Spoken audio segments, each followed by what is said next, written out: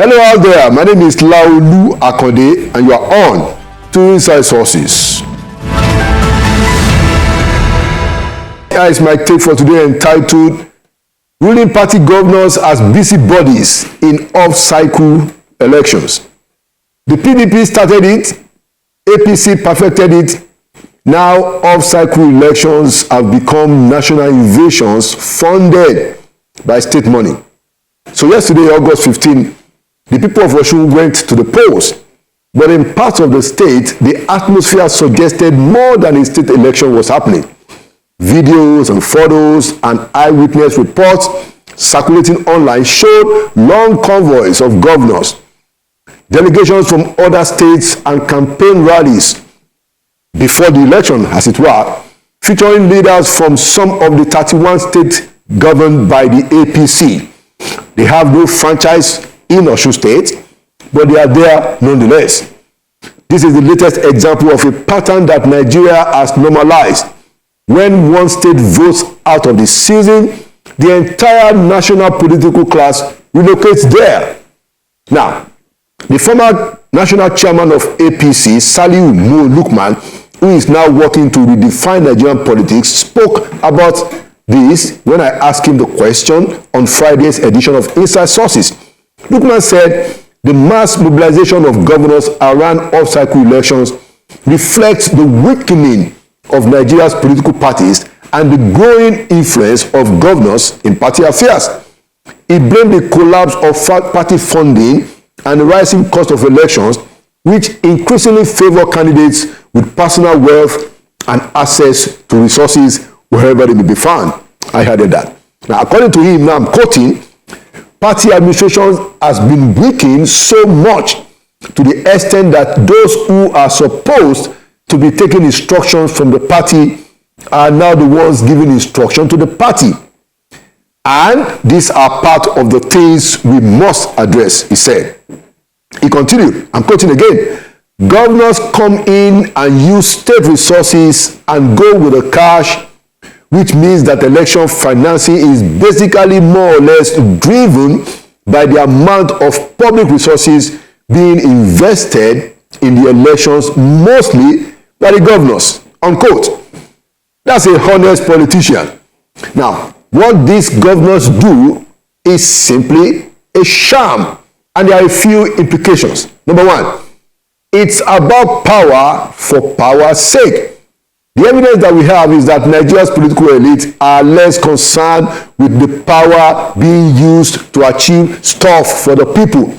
They are more concerned about holding power, getting power. Power is treated as an end, not a means.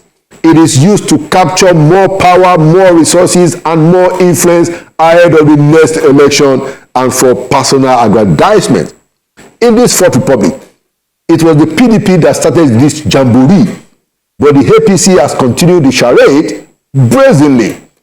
PDP governors camped in Edo, I remember, in 2006 to defend democracy.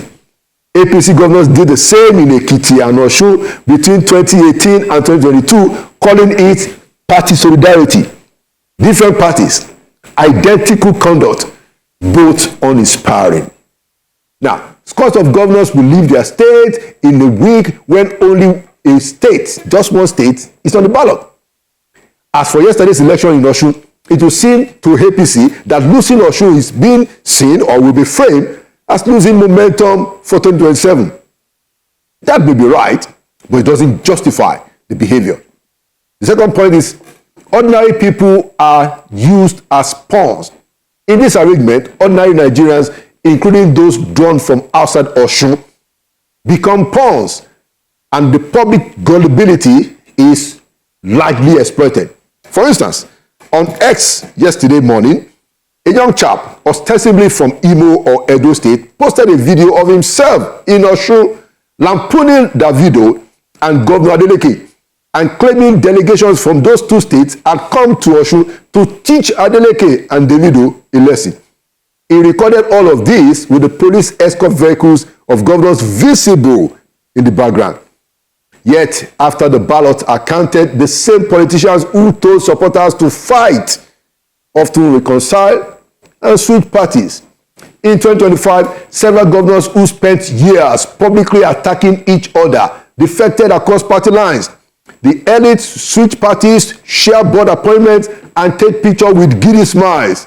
But ordinary Nigerians are left with the division, disappointment, and sometimes bloodshed.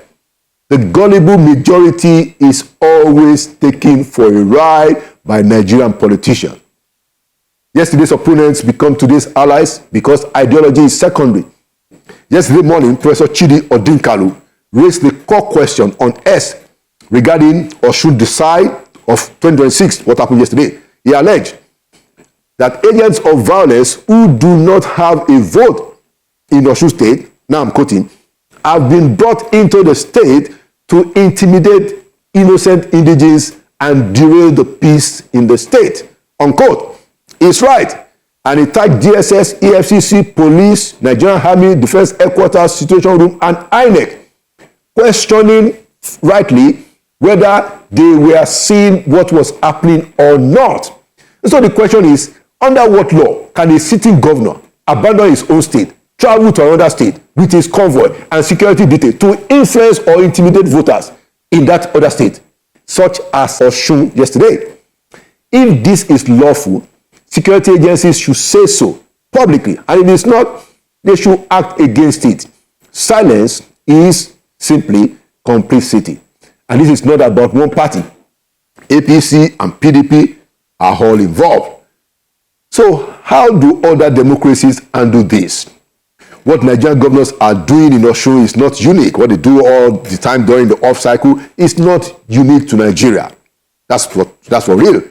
Now, similar practices exist elsewhere, but the difference is the scale, the brazenness, and the fact that in Nigeria, it has become an institutionalized impunity. In South Africa, the ANC deploys government ministers and premiers to municipalities for by-elections, but these are party officials, not provincial government convoys blocking the roads.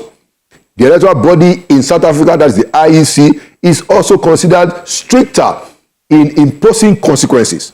Beyond Africa, presidents and governors in the United States campaign for candidates, but they generally use campaign funds rather than state resources.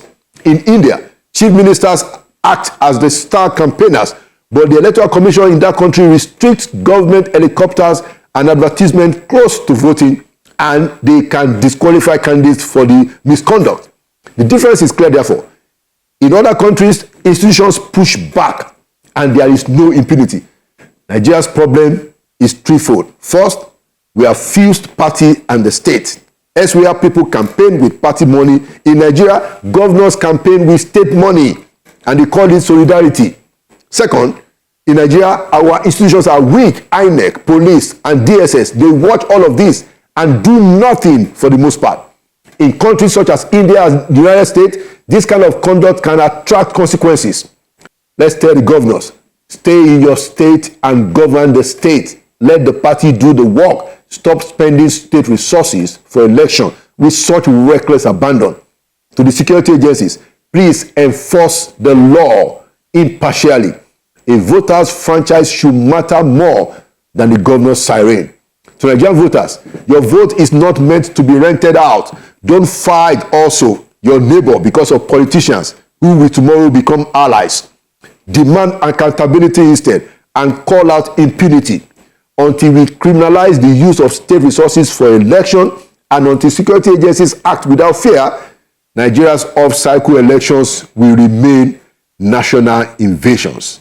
And people will keep paying the bills. That is the ordinary people. How? With public money, which the governments are spending. Second, with bad governance, which is a result of this kind of behavior. And third, with our democracy. Because when the local elections become a national invasion, the potency of the voting card is weakened by the intimidating power of the governor's siren. There you have it. Inside Sources goes full blast right after this.